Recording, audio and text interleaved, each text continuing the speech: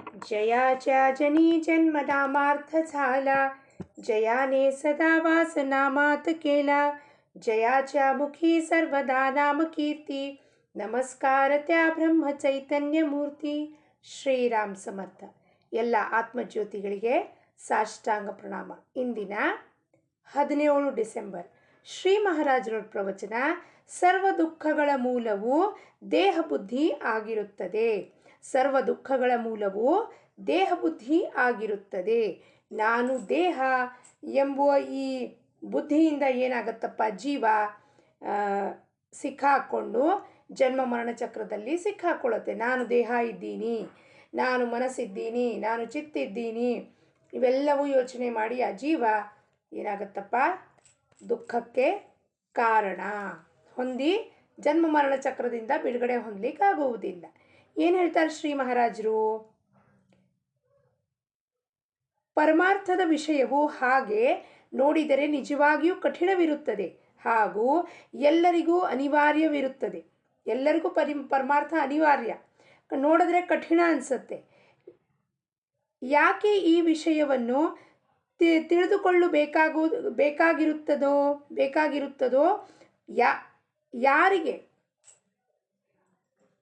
ಯಾರು ಈ ವಿಷಯವನ್ನು ತಿಳಿದುಕೊಳ್ಳಬೇಕಾಗಿರುತ್ತದೋ ಅವರು ನಾನು ಯಾರು ಎಂಬುದನ್ನು ತಿಳಿದುಕೊಳ್ಳುವುದಕ್ಕಿಂತಲೂ ನಾನು ಯಾರು ಅಲ್ಲ ಎಂಬುದನ್ನು ತಿಳಿದುಕೊಳ್ಳುವುದು ಮಹತ್ವವಾಗಿರುತ್ತದೆ. ನಾನು ಯಾರಪ್ಪ, ಹೂ ಆಮ್ ಐ ಅಂತ ರಮಣ ಮಹರ್ಷಿಗಳು ಹೇಳ್ತಾರೆ. ಮಹಾರಾಜರು ಏನಂತಾರೆ, ನಾನು ಯಾರು ಅದನ್ನು ತಿಳ್ಕೊಳ್ಳೋಕ್ಕಿಂತ ಹೆಚ್ಚಾಗಿ ನಾನು ಯಾರು ಇಲ್ಲ. ಹಾಗಂದರೆ ನಾನು ಯಾರಿಲ್ಲಪ್ಪ, ನಾನು ಈ ದೇಹ ಅಲ್ಲ, ಈ ಮನಸ್ಸಲ್ಲ, ಬುದ್ಧಿ ಅಲ್ಲ, ದೇಹ ಕಂಡುಕೊಂಡಿರೋ ಉಪಾಧಿಗಳಲ್ಲ. ಅಮ್ಮ, ಅಪ್ಪ, ತಂಗಿ, ಟೀಚರ್, ಡಾಕ್ಟರ್, ಸಾಧಕ, ಭಕ್ತ ಇವ್ಯಾವ ಉಪಾಧಿಗಳು ಇಲ್ಲ. ಮನಸ್ಸು ಅಲ್ಲ, ಮನಸ್ಸಿನಲ್ಲಿ ದ್ವಂದ್ವ ಯಾವಾಗಲೂ. ಬುದ್ಧಿನೂ ಅಲ್ಲ. ಹಾಗಂದರೆ ನಾನು ಯಾರಪ್ಪ? ನಾನು ಭಗವಂತನ ಸ್ವರೂಪವೇ, ಆ ಪರಮಾತ್ಮನ ಸ್ವರೂಪವೇ, ಅವನ ಅಂಶವೇ ಆಗಿರುತ್ತೇನೆ. ಒಂದು ಕಾಲು ದಾರಿಯಿಂದ ಹೋಗುತ್ತಿರುವಾಗ ದಾರಿ ತಪ್ಪಿ ಬೇರೆ ಮಾರ್ಗದಿಂದ ಹೊರಟವೆಂದರೆ ಮುಂದಿನ ಪ್ರವಾಸವೆಲ್ಲವೂ ತಪ್ಪುತ್ತಲೇ ಹೋಗುತ್ತದೆ. ಲೆಕ್ಕ ಮಾಡುವಾಗ ಒಂದು ಅಂಕೆಯು ತಪ್ಪಿದೆಂದರೆ ಮುಂದಿನ ಲೆಕ್ಕವು ತಪ್ಪುತ್ತಾ ಹೋಗುತ್ತದೆ. ಅಥವಾ ರೋಗದ ನಿದಾನವು ಸರಿಯಾಗಿ ಆಗದಿದ್ದರೆ ಆ ರೋಗದ ಮೇಲೆ ಮಾಡಿದ ಔಷಧಗಳ ಯೋಜನೆಯು ವ್ಯರ್ಥವಾಗುತ್ತದೆ. ಅದರಂತೆ ಮನುಷ್ಯನ ಸರ್ವಸಾಮಾನ್ಯ ಗುಣಧರ್ಮಗಳ ಆಕಲನ ಸರಿಯಾಗಿ ಆಗದಿದ್ದರೆ ಆ ಗುಣಧರ್ಮಗಳನ್ನು ಆಧರಿಸಿದ ಪರಮಾರ್ಥದ ಮಾರ್ಗವನ್ನು ತಿಳಿದುಕೊಳ್ಳುವುದು ಬಹಳ ಕಠಿಣವಾಗಿರುತ್ತದೆ. ಅಂದರೆ ಏನಪ್ಪ, ಮನುಷ್ಯನ ಗುಣಧರ್ಮ ಏನಿದೆ ಅದನ್ನು ಹೊಂದಿ ನಿಜ ಪ್ರಯೋಜನ ಏನಿದೆ, ನಾನು ಯಾಕೆ ಬಂದಿದ್ದೀನಪ್ಪ ನರಜನ್ಮ ಹೊಂದಿ, ಅದನ್ನು ಸರಿಯಾಗಿ ಅರ್ಥ ಮಾಡ್ಕೊಳ್ದಲೇ ನಾವು ಪರಮಾರ್ಥಕ್ಕೆ ಬಂದರೆ ಪರಮಾರ್ಥ ತಿಳ್ಕೊಳ್ಳೋಕ್ಕೆ ಬಹಳ ಕಠಿಣ ಆಗುತ್ತದೆ. ನಾವು ಯಾವಾಗಲೂ ಆನಂದದಲ್ಲಿ ಇರಬೇಕು ಎಂದು ಎಲ್ಲರಿಗೂ ಅನಿಸುತ್ತದೆ. ಇದು ಮೊದಲನೇ ಗುಣಧರ್ಮ. ಏನಪ್ಪ ಗುಣಧರ್ಮ? ನಿಜ ಗುಣಧರ್ಮ ಏನು? ನಮ್ಮೆಲ್ಲರಿಗೂ ಆನಂದ ಬೇಕು. ದುಃಖ ಯಾರಿಗಾರು ಬೇಕಾ? ಇಲ್ಲ, ಎಲ್ಲರಿಗೂ ಆನಂದ ಬೇಕು. ಆದರೆ ನಾವು ಯಾವ ಆನಂದದಿಂದ ಹೋಗ್ತಿದ್ದೀವೋ ಅದು ಅಶಾಶ್ವತ. ನಾವು ವಸ್ತು ವಿಷಯ ಸಂಸಾರದಿಂದ ಆನಂದ ಪಡ್ಕೋಬೇಕು ಅಂತ ಬಹಳ ಖಟಾಪಿಟಿ ಮಾಡ್ತಿದ್ದೀವಿ. ಆದರೆ ಅದು ಸಂಸಾರದಿಂದ ಸಿಗುವುದಿಲ್ಲ. ಯಾಕೆಂದರೆ ಸಂಸಾರ ಸ್ವಾರ್ಥ ಹಾಗೂ ಅಪೂರ್ಣ ಯಾವಾಗಲೂ. ಅದಕ್ಕೆ ಅಲ್ಲಿಂದ ನಮಗೆ ಸಿಗೋದಿಲ್ಲ ಆನಂದ. ಮತ್ತು ಈ ಆನಂದದಲ್ಲಿ ಚಿರಂತನವಾಗಿರಬೇಕು. ಕನಿಷ್ಠ ಪಕ್ಷ ಆನಂದ ಅಪೇಕ್ಷೆಯಲ್ಲಾದರೂ ಚಿರಂತನ ಇರಬೇಕು ಎಂದು ನಮಗೆ ಅನಿಸುತ್ತದೆ. ಈ ಆನಂದದಲ್ಲಿ ಯಾವಾಗಲೂ ನಾವು ಇರಬೇಕು ಅಂತ ಯಾವಾಗಲೂ ಮನಸ್ಸು ಹೇಳ್ತಾ ಇರುತ್ತೆ. ನಿಜವಾಗಿ ಹೇಳಬೇಕೆಂದರೆ ಮರಣವು ಯಾರಿಗೂ ರುಚಿಸುವುದಿಲ್ಲ. ಮರಣ ಯಾರಿಗೂ ರುಚಿಸುತ್ತದಪ್ಪ? ಯಾರಿಗಾರು ಇಷ್ಟ ಆಗತ್ತಾ ಸಾಯಬೇಕು ಅಂತ? ಇಲ್ಲ, ಯಾರಿಗೂ ಇಷ್ಟ ಆಗೋದಿಲ್ಲ.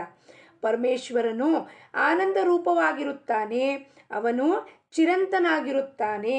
ಅವನು ನಮ್ಮಲ್ಲಿ ಅಂಶರೂಪನಾಗಿ ಇರುವುದರಿಂದ ನಮಗೂ ಹಾಗೆ ಇರಬೇಕೆಂದು ಅನಿಸುವುದು ಸ್ವಾಭಾವಿಕವಾಗಿ ಇರುತ್ತದೆ. ಪರಮಾತ್ಮನಿಗೆ ಏನಂತೀವಿ ನಾವು? ಸಚ್ಚಿತ್ ಆನಂದ ಸ್ವರೂಪ. ಆ ಸಚ್ಚಿತ್ ಆನಂದ ಸ್ವರೂಪ ಅಂಶ ರೂಪದಲ್ಲಿ ಅವನು ವ್ಯಾಪಕ, ಬ್ರಹ್ಮಾಂಡ ನಾಯಕ ಅಂತೀವಿ. ವ್ಯಾಪಕವಾಗಿರೋವನು ಪರಮಾತ್ಮ ನಮ್ಮ ಒಳಗೆ ಈ ದೇಹದಲ್ಲಿ ಅಂಶ ರೂಪನಾಗಿ ಇರುತ್ತಾನೆ. ಅವನು ಗುಣಧರ್ಮ ಏನು? ಆನಂದ. ಅದೇ ನಮಗೆ ಬೇಕಾಗಿರುತ್ತೆ. ಆದರೆ ಸಂಸಾರದಲ್ಲಿ ಸಿಕ್ಕಾಕೊಂಡು ಕ್ಷಣಿಕ ಸುಖದಿಂದ ಹೋಗಿ ಪರ್ಮನೆಂಟ್ ಆನಂದವನ್ನು ನಾವು ಬಿಟ್ಟು ಬಿಡುತ್ತೇವೆ. ಆದರೆ ನಾವು ಮೂಲದಲ್ಲಿಯೇ ದಾರಿ ತಪ್ಪಿರುವುದರಿಂದಲೇ ಮುಂದಿನ ಎಲ್ಲ ವ್ಯವಹಾರಗಳು ತಪ್ಪುತ್ತಲೇ ಹೊರಟಿರುತ್ತವೆ. ಮನೆಯ ಅಂಗಳದಲ್ಲಿ ಗಿಡವು ಬಿದ್ದಿತೆಂದರೆ ನನ್ನ ಗಿಡ ಬಿದ್ದಿತು ಎಂದು ಅನ್ನುತ್ತೇವೆ. ಆದರೆ ಅವನ ಶರೀರ ಬಿದ್ದಿತೆಂದರೆ ಅವನ ಶರೀರ ಬಿದ್ದಿತು ಎಂದು ನಾವು ಅನ್ನುವುದಿಲ್ಲ. ಅವನು ಸತ್ತನು ಎಂದು ಅನ್ನುತ್ತೇವೆ. ಆದ್ದರಿಂದ ಮೂಲದಲ್ಲಿ ಆದ ತಪ್ಪೇನೆಂದರೆ ನಾವು ನಮ್ಮನ್ನು ದೇಹವೆಂದು ತಿಳಿದು ವ್ಯವಹರಿಸುತ್ತೇವೆ. ದೇಹವು ನನ್ನದೇ ಎಂದು ತಿಳಿದು ಅದನ್ನು ಪ್ರೇಮ ಮಾಡುತ್ತೇವೆ. ಇದು ಮೊದಲನೆಯ ತಪ್ಪು. ಅನಂತರ ಈ ದೇಹದ ಗುಣಧರ್ಮಗಳ ಅಂದರೆ ವಿಕಾರಗಳು ನಮಗೆ ಅಂಟುಕೊಂಡ್ರೆ ನಾವು ಅವುಗಳ ಪೋಷಣೆ ಮಾಡುತ್ತೇವೆ. ಇದು ಎರಡನೇ ತಪ್ಪು. ಈ ವಿಕಾರಗಳು ಒಮ್ಮೆ ಅಂಟಿಕೊಂಡಿತೆಂದರೆ ಅವುಗಳ ಬೆಳವಣಿಗೆಯನ್ನು ನಿಲ್ಲಿಸದೆ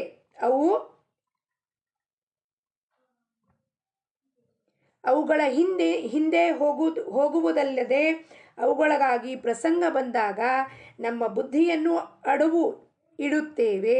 ಇದು ಮೂರನೇ ತಪ್ಪು.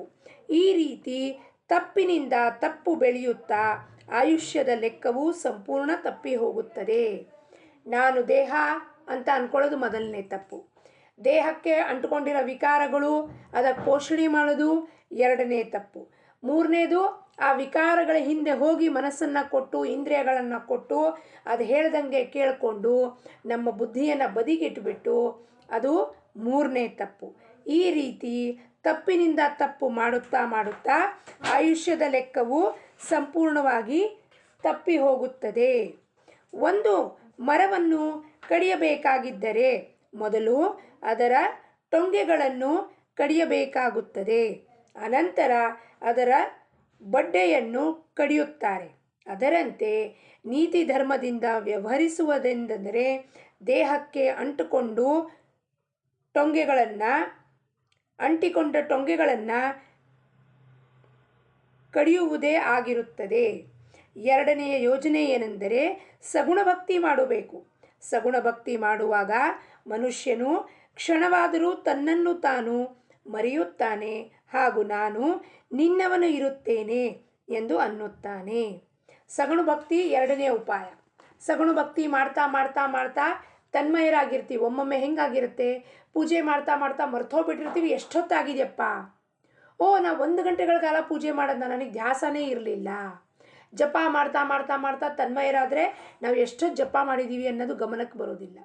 ಧ್ಯಾನಕ್ಕೆ ಕೂತ್ರೆ ಎಷ್ಟೊತ್ತು ಧ್ಯಾನಕ್ಕೆ ಕೂತಿದ್ದೀವಿ ಗಮನಕ್ಕೆ ಬರೋದಿಲ್ಲ. ಅಂದರೆ ಸಗುಣ ಭಕ್ತಿಯಿಂದ ನಮ್ಮನ್ನು ನಾವು ಮರೆತಾಗ ನಾನು ಭಗವಂತನವನಿರುತ್ತೇನೆ ಅಂತ ಅನ್ಸಕ್ಕೆ ಶುರುವಾಗತ್ತೆ. ಭಗವಂತನ ಈ ಅಖಂಡ ಸಹವಾಸವು ಅವನ ನಾಮದಿಂದಲೇ ಲಭಿಸುತ್ತದೆ.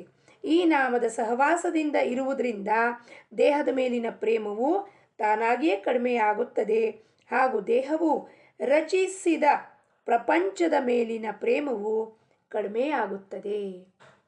ದೇಹ ರಚನೆ ಮಾಡುತ್ತೆ, ಬೆಳಗ್ಗೆ ಎದ್ದ ಕೂಡಲೇ ರಚನೆ ಮಾಡುತ್ತೆ ಪ್ರಪಂಚವನ್ನು. ಕಣ್ಣು ಬಿಡ್ತು ದೇಹ, ಪ್ರಪಂಚ ಸೃಷ್ಟಿಯಾಯಿತು. ಇಡೀ 24 ಗಂಟೆಗಳ ಕಾಲ ಮಲ್ಕೊಳ್ಳೋ ತನಕ ಆ ಪ್ರಪಂಚ ಕಣ್ಮುಂದಿರತ್ತೆ. ಕಣ್ಣು ಮುಚ್ಚಿ ಮಲ್ಕೊಂಡ್ಮೇಲೆ ಪ್ರಪಂಚ ಎಲ್ಲಿ ಹೋಯಿತು? ಲಯ ಹೋಯಿತು. ಅಂದರೆ ಅದರ ರಚನೆ ಯಾರು ಮಾಡ್ತಿರೋದು? ಪ್ರಪಂಚದ ರಚನೆ ಈ ದೇಹ. ಅದಕ್ಕೆ ಭಗವಂತನ ನಾಮದ ಜೋಡಣೆ ಕೊಟ್ಟರೆ ಬರ್ತಾ ಬರ್ತಾ ದೇಹದ ಮೇಲಿನ ಪ್ರೇಮ ಕಡಿಮೆ ಆಗ್ತಾ ಹೋಗುತ್ತೆ. ಮುಂದೆ ಅವನಿಗೆ ಸರ್ವತ್ರವೂ ಭಗವಂತನೇ ಕಾಣಿಸುತ್ತಾನೆ. ಆದ್ದರಿಂದ ಈಗಲಿಂದಾನೇ ನಾನು ಬದುಕಿದರೆ ನಾಮದಲ್ಲಿಯೇ ಬದುಕಿರುತ್ತೇನೆ ಎಂದು ನಿಶ್ಚಯ ಮಾಡಿರಿ. ರಾಮನು ನಿಮ್ಮ ಮೇಲೆ ಕೃಪೆ ಮಾಡುತ್ತಾನೆಂದು ನನಗೆ ವಿಶ್ವಾಸವಿರುತ್ತದೆ. ಇಂದಿನ ಬೋಧವಚನ: ನಾನು ಏನೂ ಅಲ್ಲ, ಎಲ್ಲವೂ ರಾಮನೇ ಇರುತ್ತಾನೆ ಹಾಗೂ ನಾನು ರಾಮನವನಿರುತ್ತೇನೆ ಎಂಬ ಮಧುರ ಭಾವನೆಯಲ್ಲಿ ಆನಂದದಿಂದ ಇರಬೇಕು. ನಾನು ಯಾರೂ ಅಲ್ಲಪ್ಪ, ನಥಿಂಗ್, ಐ ಆಮ್ ನಥಿಂಗ್, ನಾನು ಒಂದು ಅಣು, ಎಲ್ಲವೂ ರಾಮನೇ ಇರುತ್ತಾನೆ, ಕರ್ತಾಧರ್ತ ರಾಮನೇ ಇರುತ್ತಾನೆ, ರಾಮನ ಹೊರತು ಇನ್ನೇನೂ ಇಲ್ಲ. ಈ ಮಧುರ ಭಾವನೆಯಲ್ಲಿ ನಾವಿದ್ದರೆ ಸದಾ ಆನಂದದಲ್ಲಿ ನಾವು ಇರಬೇಕು. ಅದರ ಪ್ರಯತ್ನ ನಾವೆಲ್ಲರೂ ಸೇರಿ ಮಾಡೋಣ. ರಾಮನೇ ಕರ್ತ ಎಂಬುವ ಭಾವನೆಯಲ್ಲಿದ್ದು ಸದಾ ಅವನ ನಾಮದಲ್ಲಿ ಇದ್ದು ನಮ್ಮ ಜೀವನವನ್ನು ಸಾರ್ಥಕ ಮಾಡಿ ಕೃತಾರ್ಥ ಮಾಡಿಕೊಳ್ಳೋಣ. ಜಾನಕಿ ಜೀವನ ಸ್ಮರಣ. ಜೈ ಜೈ ರಾಮ್. ಲೋಕಾಹ ಸಮಸ್ತ ಸುಖಿನೋ ಭವಂತು.